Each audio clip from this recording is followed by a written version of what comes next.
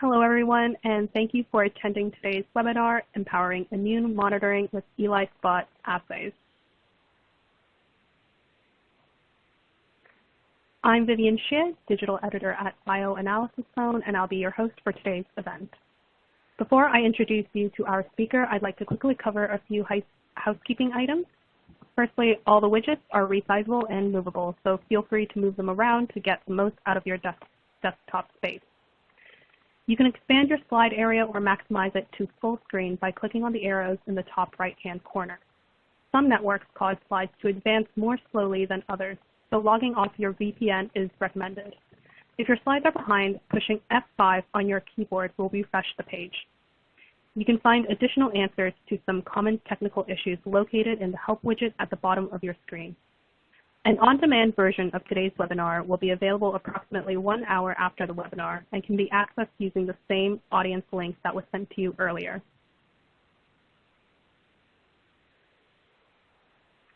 Today, we are delighted to have Chunyi Pan, Associate Director of Biologics Services at Frontage Laboratories, and Tamim Ansari, Director of Global Sales at CTL, presenting for us. Dr. Chunyi Pan is an Associate Director of Biologics Services at Frontage Laboratories. He received his BS from Zhejiang University, China, and his PhD in biology from Georgia Institute of Technology. His PhD research was focused on the epigenetic regulation of stem cells and cancer.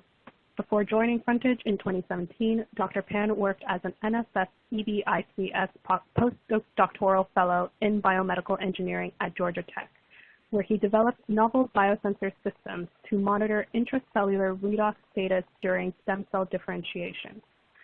At Frontage, Dr. Pan is leading the efforts in developing and validating bioanalytical assays for biomarkers, oligonucleotides, and gene and cell therapies.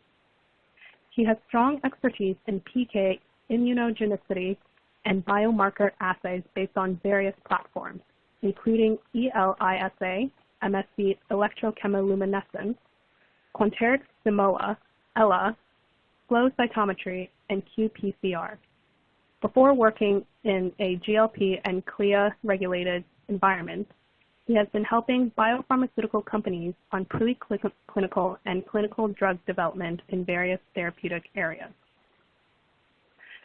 Tamim Ansari has been the Director of Global Sales at CTL for over 10 years, where he has witnessed the growth of ELISpot in the fields of immuno-oncology, vaccine development, and immune monitoring. Tamim's knowledge and technical experience in ELISpot is highly respected in the industry. In his role at CTL, Tamim is exposed to the latest advancements in ELISpot and fluorospot, giving him unique insights to help find the best solutions for prospective clients. Prior to his current position at CTL, Tamim held various critical positions within the CTL organization since its inception over 20 years ago. Thank you for joining us today, Chunyi and Tamim. I am really looking forward to your presentation. We invite the audience to submit any questions you may have for our presenters throughout the webinar using the Q&A widget to the right-hand side of your screen. We will pose your questions to Chunyi and Tamim in a live Q&A session after the presentation and then follow up any outstanding questions offline. Thank you again for joining us today, everyone. I'll now hand over to Chunyi and Tamim to start today's presentation. Thank you, Vivian, for the kind introduction. This is Chunyi from Frontage Labs, together with Tamim from CTL. We greatly appreciate Bioanalysis Zone for organizing this webinar. Also, thank everyone for taking time to join our presentation. As we know, the emergence of global pandemics has led to an expansion of studies on vaccine development. We also have witnessed the breakthroughs in understanding the immune system in recent years, which have brought a new wave of treatments using immunotherapies and immune response modulators.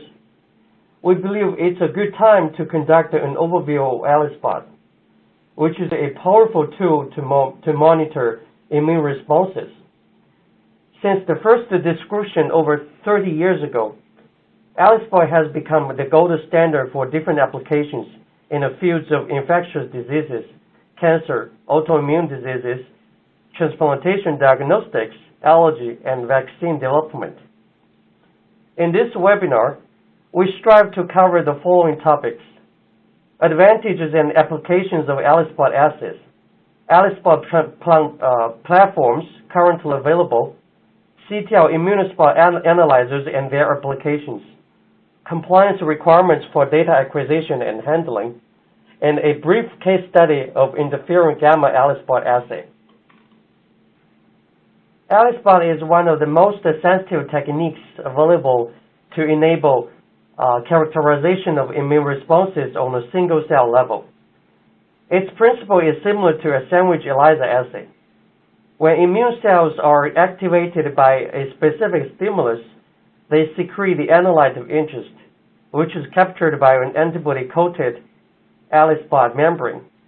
The analyte is then detected by an bioanalytical secondary antibody and a streptavidin or avidin conjugated enzyme. Visible enzyme substrate precipitates are detected and enumerated by a special ELISpot analyzer. FluoroSpot is another version of ELISpot reading fluorescent signals instead of chromogen. The spots define the frequency of analyte secreting cells and the intensity of secretion. Cells that are carefully removed from the ELISpot membrane are still viable and may be used for subsequent characterization. ELISpot assays have many advantages. One of the most significant advantages is that ELISpot assays have a much higher sensitivity than ELISA or intracellular staining, which allows a lower number of effector cells to accurately assess activity. The detection limit of ELISpot assays can be as low as 1 in 100K PBMCs. With this level of sensitivity, ELISpot assays are able to enumerate low-frequency antigen-specific lymphocytes by measuring secretion of a specific immune protein. Due to the high local concentration, the problems associated with the labeling efficiency of targets are not a concern with ELISpot assays. In addition, PBMCs used in ELISpot assays can be stored frozen without loss of function, which adds flexibility on sample testing. Lastly, ELISpot assays can be adapted for high-throughput cell screening when coupled with automation. These advantages and the reliability of ELISpot-generated data are the core of this assay platform for being applied widely to investigate specific immune responses in different fields. In infectious diseases, ELISpot assays have been used for diagnosis of infection and assessment and monitoring of immune responses to pathogens. One good example is the utility of interferon gamma and IL-2 dual-color ELISpot to discriminate between tuberculosis and latent Mycobacterium tuberculosis infection and to monitor specific cytokine profiles during TB treatment. In cancer, ELISpot assays can be used to evaluate the efficacy of novel cancer immunotherapies and cancer vaccines, as well as to identify specific tumor antigens. Interferon gamma and TNF-alpha ELISpot assays have been used to identify tumor antigen-specific T cells in melanoma and breast cancer. In allergy, ELISpot assays are performed to assess allergen-specific T cell and B cell responses and evaluate the efficacy of novel allergen-specific immunotherapies. Other areas of ELISpot application include autoimmune disease, transplantation, and vaccine development. In autoimmune studies, the high sensitivity of the ELISpot assays is particularly useful to assess autoreactive T cell and B cell responses at low frequencies.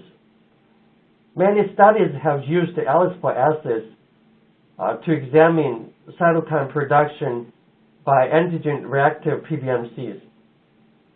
In organ transplantation, IF and gamma ELISpot has been widely used for monitoring T-cell immunity in solid organ transplant recipients. Studies show that heightened T-cell alloreactivity measured by IF and gamma ELISpot correlates well with acute and chronic rejection and with poor long-term allograft function. This assay has been used not only to assess T-cell reactivity after transplantation, but also to assess immune risk prior to transplantation. In vaccine development, ELISpot assays are employed to assess the capability of vaccines to induce potent T-cell responses and to evaluate antigen-specific cytokine responses and memory B cells. IF and gamma ELISpot is used in many large-scale clinical trials to monitor new vaccine candidates, especially in recent efforts of developing COVID-19 vaccines.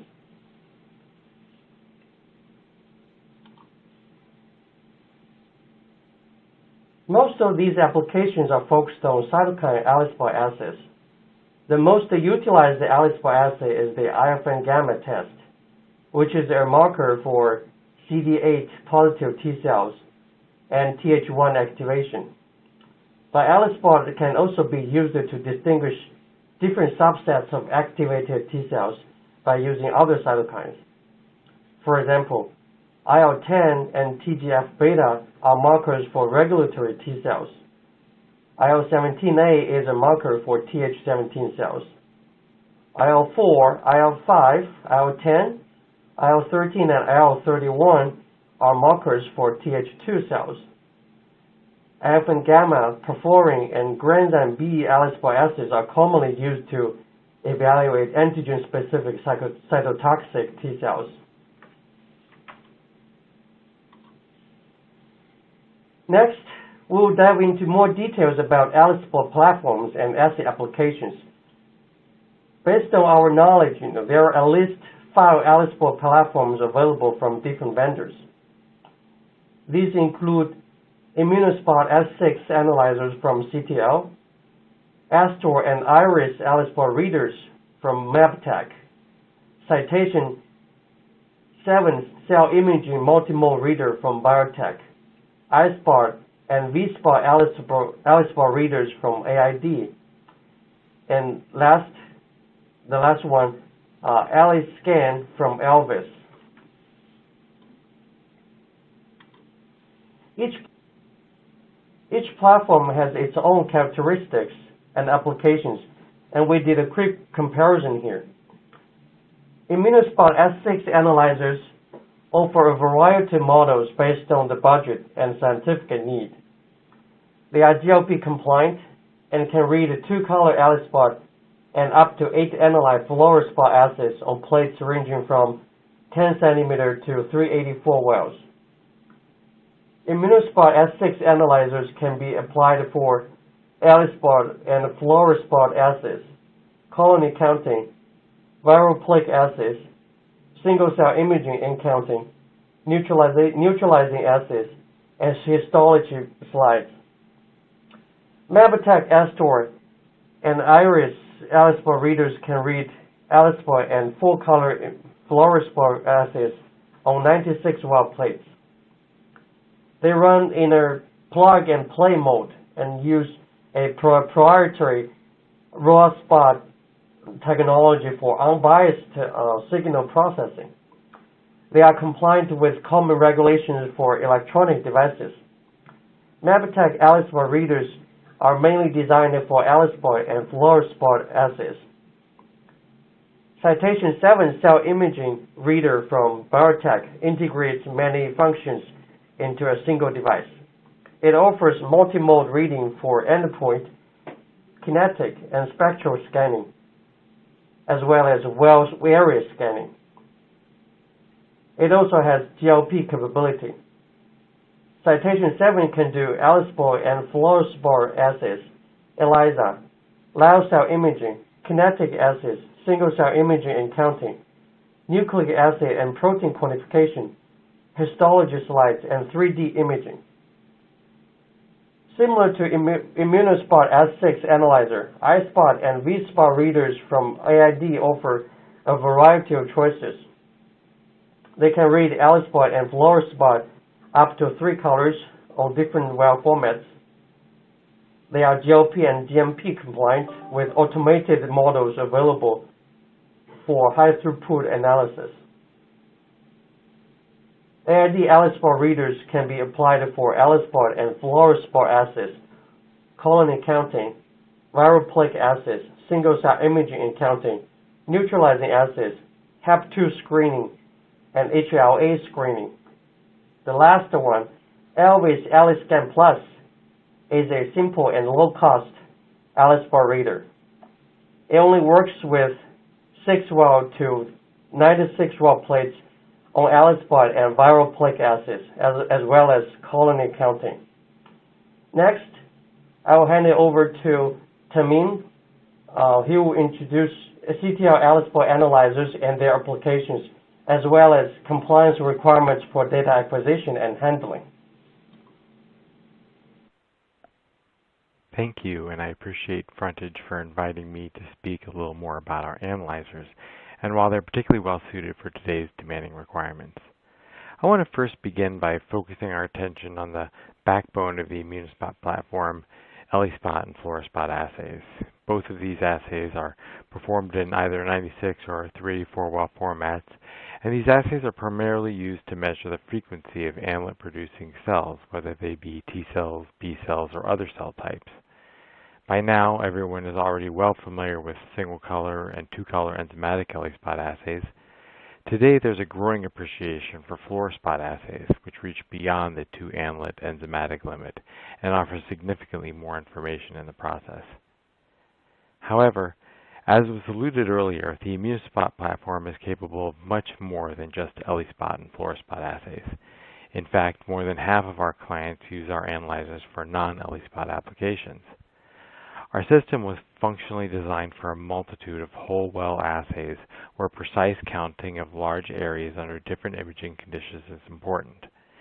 Direct endpoint assays such as PRNTs, FRNTs, or bactericidal assays are not only possible, but are routine applications for our system.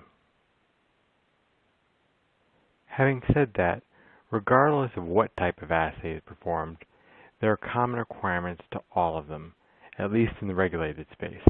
To this end, we designed the system to address these needs. It begins already with good software development practices, where line-by-line code documentation is a requirement. Another simple but important design feature is that it's in a completely enclosed dark room style design. It's even equipped with an encoder-controlled stage for position stamping of each well and confirming proper alignment. So next we come to appreciate the goals of how to conform to regulatory requirements. Well, let's go to the best practices and industry goals.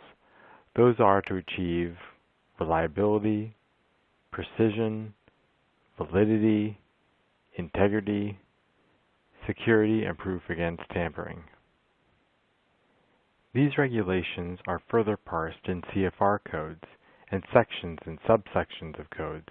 Here I'm only showing you Part 1110, Controls for Closed Systems. As you can see, the requirements for the system alone becomes involved, and trust me, this can be a monumental task. So there's a lot to do and a lot to consider when onboarding equipment in today's demanding environment.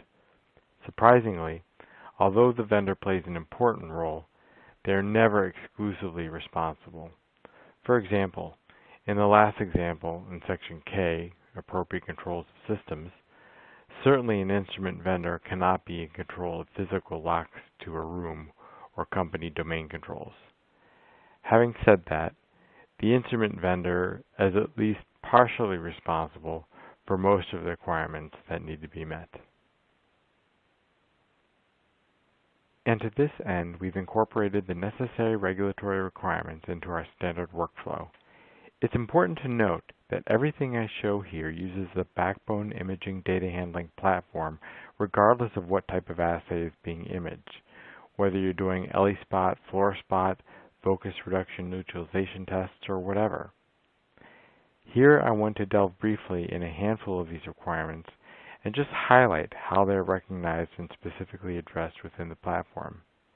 In this case, access control, Part 1110, Sections D, F, and G, or how we protect access to the system on the level of Windows local or domain accounts. Audit trails is another requirement, Part 1110, Section E. Here we address this requirement by providing an integrated system of accessing data generated throughout the process. Not only is it easily traceable, but one also has the ability to make electronic changes while maintaining the e-security of the data. There's loads of requirements surrounding data integrity alone.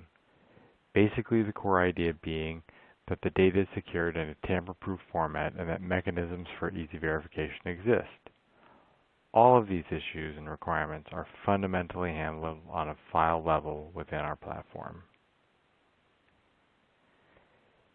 Even something as simple as an integrated barcode reader should not be passively overlooked as a hardware feature or accessory. In fact, it meets an important requirement of the use of device checks, Part 1110, Section 8. Most people, however, tend to focus on the high-throughput processing barcoding brings to the table. Thus far, I've still only presented a snapshot of the expectations and requirements, but there is, of course, more. One has to be able to demonstrate that the instrument is passing performance qualifications, and to this end, one needs to have reference systems in place. For ELISpot, CTL provides an actual ELISpot plate with both red and blue substrate spots to qualify the instrument for either, along with a routine procedure which ultimately generates a pass-fail report. This report will contain pertinent information such as who performed the test, when did it occur, did the system pass or fail, what was the data, what were the calculation methods, and acceptance criteria. We have a similar system for fluorescence, all of which, by the way, are captured with channel-specific information and, of course, have traceability standards. While I have you here, I want to highlight this idea of channel specificity because it fundamentally speaks to an important flexibility within our system. Here, I have 4 independent color images. Each of these images was generated using a unique combination of single-band excitations used in conjunction with a separate emission filter wheel. Here, I show a single blue light source for illustration. In fact, our instruments are equipped with many excitation light sources that can be selectively activated and deactivated in combination for your own developments. With these tools, there's great power and flexibility to use however you want, but you always want to be wary about cross-bleeding when it comes to fluorescence. We've already equipped the system with a 4-color FluoroSpot capability with no color bleeding. This ultimately allows the system to overlay the individual counts to determine polyfunctionality, in the case of T cells, or antibody-antigen cross-reactivity, in the case of B cells. Fluorescent channeling helps on 2 levels. First, and obviously, is that it allows for more than 2 colors. But secondly, it solves some of the problems when working in single-color planes. For example, in the top left image, you can imagine running into problems soon if you get too many more blue spots before they overlap the red spots. Or, in the example in the bottom right image, if the red numbers get too low. Whereas simply separating colors fluorescently beautifully teases apart the data while yielding additional important information. fluorescent intensity. Why would intensity be important? As it turns out, spot numbers aren't the only thing you can measure in ELISpot. The intensity and size are also important variables and ultimately play into antibody-antigen affinity. In this example, the fuzzy spots in the left image indicate that the antibodies produced aren't binding as well as the antibodies produced by the cells in the right image, where the spots appear darker and tighter. Here we see 8 different donor sample responses on a plate that has been coated with HCMV, looking at IgG, IgA, and IgM. Notice that we interpret not only markedly different frequency responses, or at least not a clear pattern, but also a range of intensity or affinities. There's lots of information here. You might wonder how we would go from interpreting images and relating them to affinities.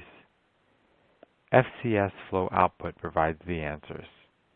Here, an example of size versus intensity, but of course other data fields are available for sorting.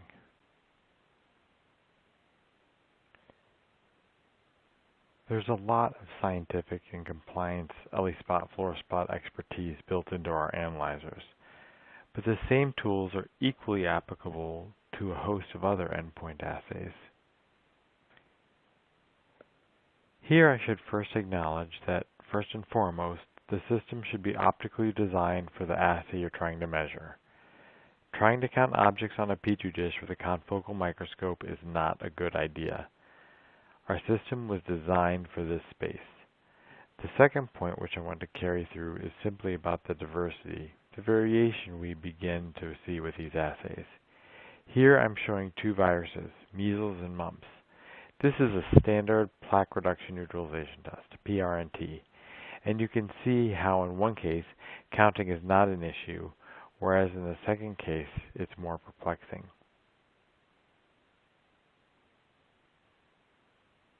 And this is not unique. In fact, it's the rule, not the exception with these PRNTs, that some work well and others don't. Here's an example of some PRNTs of more exotic viruses.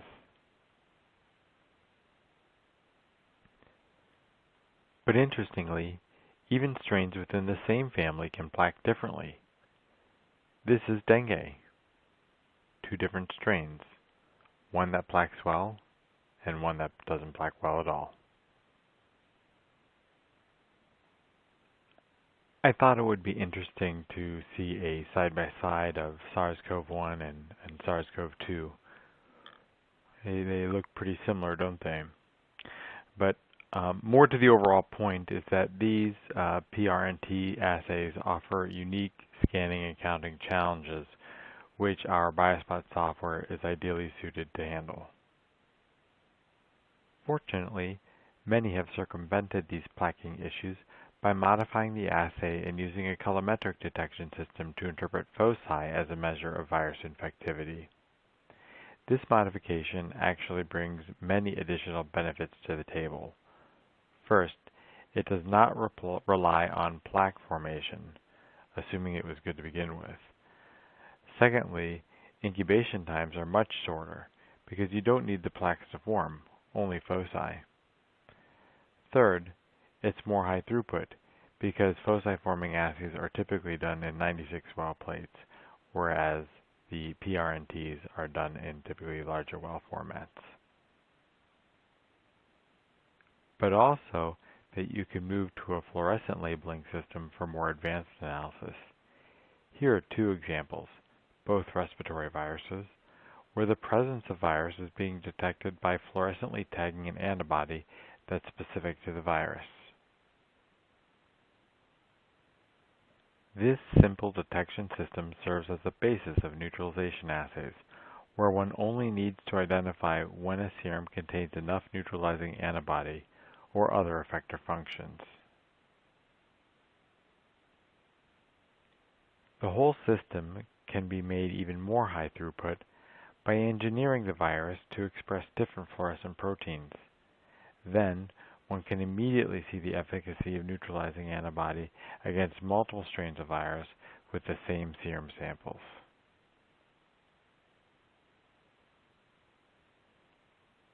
I spent so much time talking about viruses and neutralizations, and I haven't mentioned anything about bacterial colonies. Indeed, reading bacterial colonies is another important endpoint measurement, as it similarly tells the story of effective killing or neutralization by the presence or absence of Kumasi blue-stained microcolonies in a 96-well format. Here, these microcolonies can form in surprisingly exquisite detail. Keep in mind, most Petri dish people say that they want to count no more than between 30 and 100 colonies. Here we're looking at one well of a 96-well plate counting 190. So statistically this is better, but the high throughput nature of using limited samples is really what makes this platform special. Of course, it's a little more special as it moves to even more throughput.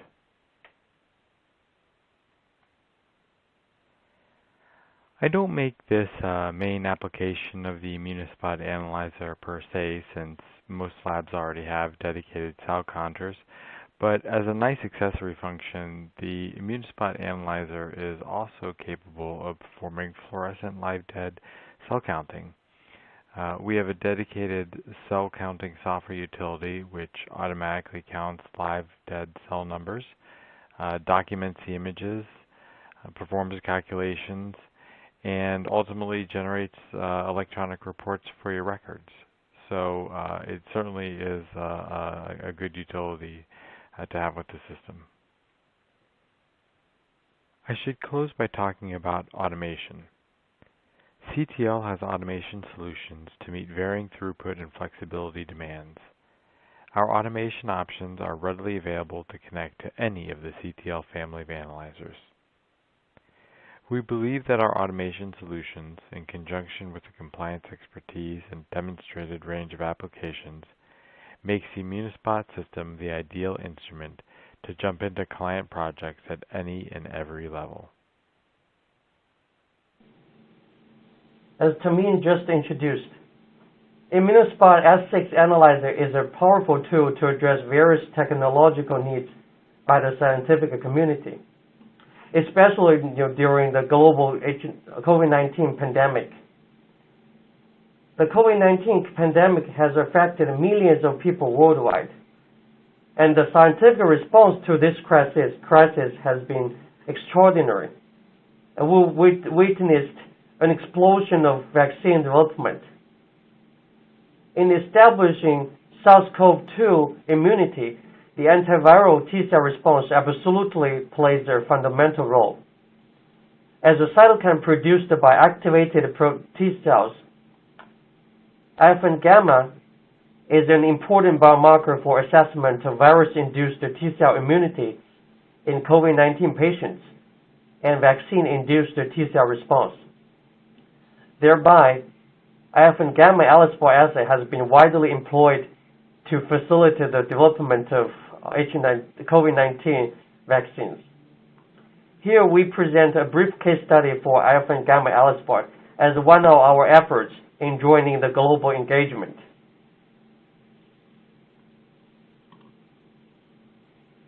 We used a kit from CTL for the alpha gamma ELISpot assay. To assess the assay performance, we tested the parameters including linearity range, specificity, and precision.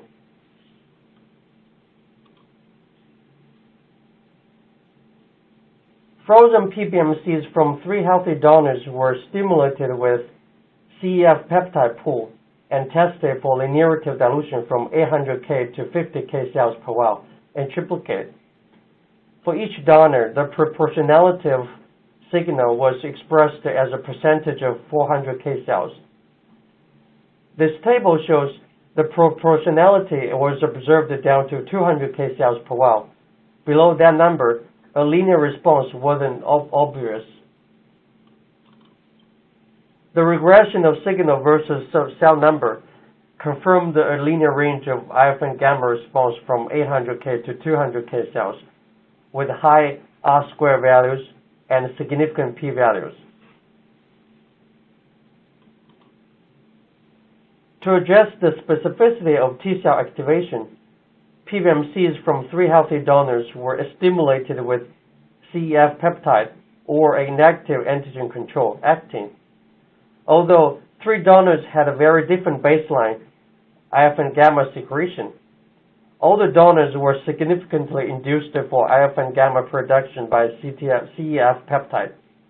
The actin control didn't show a difference from untreated cells. The results show that the stimulated signal is real and significant. Next, we evaluated the assay for inter-day and inter-operator precision. We used the following acceptance criteria for the precision test. For wells with more than 30 spots, both standard deviation and CV are reported. For wells with fewer than 30 spots, only standard deviation is reported. Precision of samples with a mean spot count greater than 100 is less than 25%. For samples with a mean spot count between 30 and 100 spots per well, CV is less than 50%. The precision test results met such criteria for all donors. Altogether, these preliminary results show that the assay performance of IF and gamma ELISpot is acceptable and may be used for further analysis. This concludes our presentation. Thank you all again for your time and tuning in. Thank you so much for that presentation. I hope our audience found it of great interest and value. If you do have any questions for Chinyi and Tamim, then please continue to submit them using the Q&A tool in the right-hand side of your screen. We have received a number of questions so far, so we will address some of these now. So the first question is, from the webinar, we learned that the ELISpot technique is a powerful tool to monitor immune responses. Which cell types can be analyzed by ELISpot? Thank you for this great question. I'll answer this question. Since ELISpot measures secreted proteins, in principle, any type of cells that secrete proteins can be investigated by the ELISpot assay.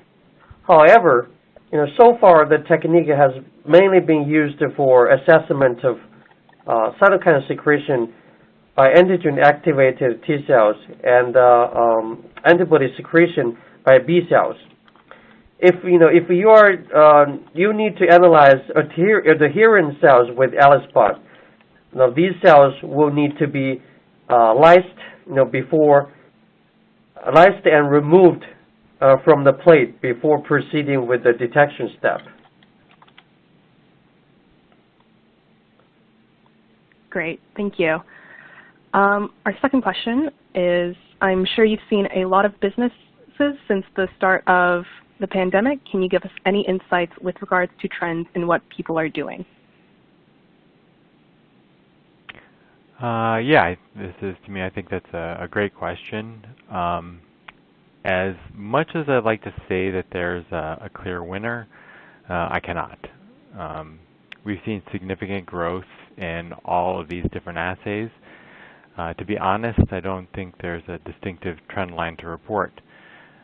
No matter how you look at it, ELISpot or fluorospot, T-cell cytokines or B-cell antibodies, PRNTs or FRNTs, it's happening across the board.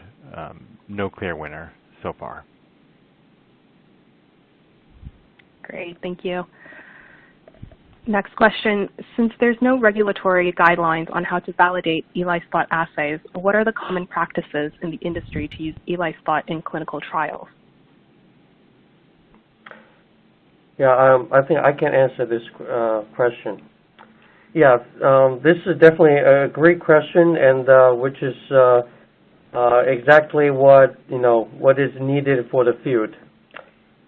It's true that unlike ligand binding assays, regulatory agencies haven't come up with a guideline to standardize ELISpot assays.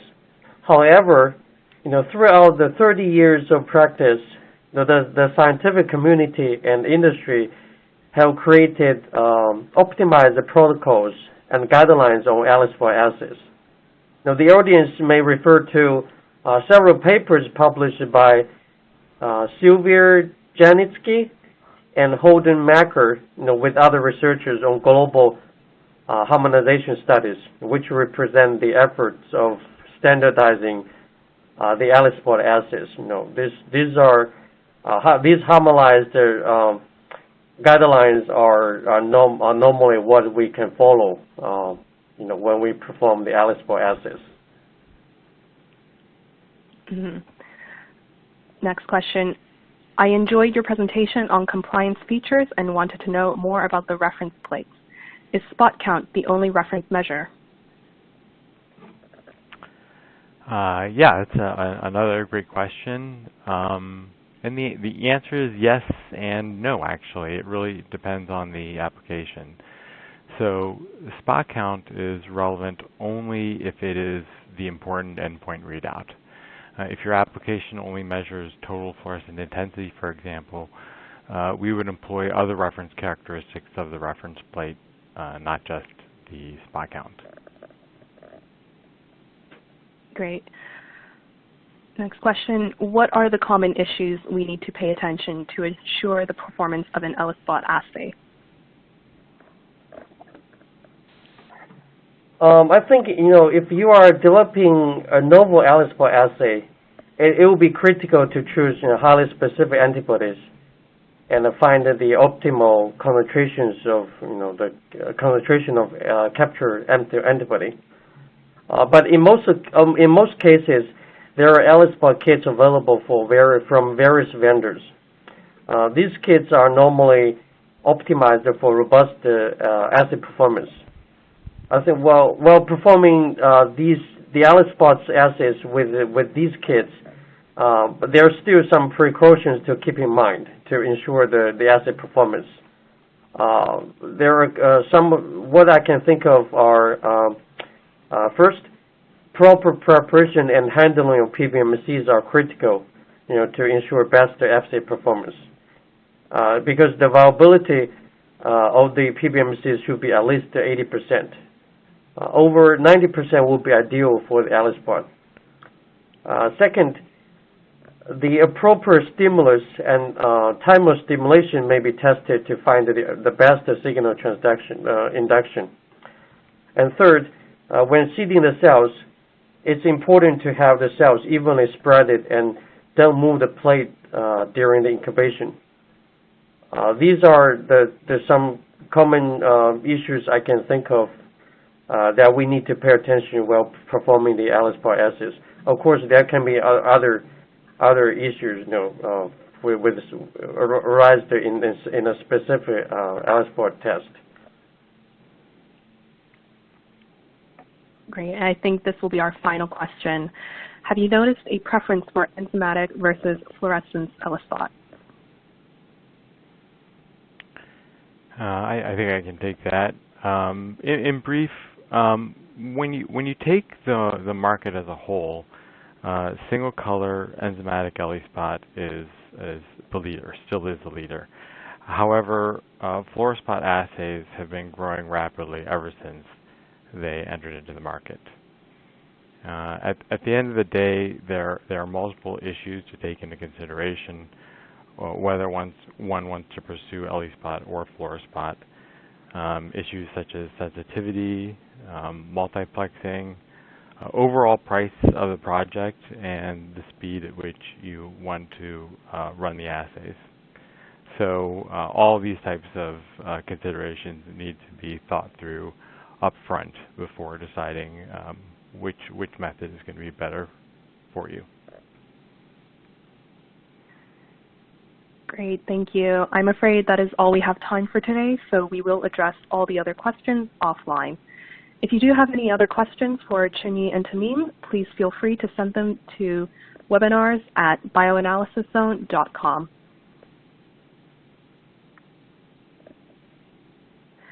Don't forget to visit us at www.bioanalysiszone.com for more webinars. Thank you again for attending, and goodbye.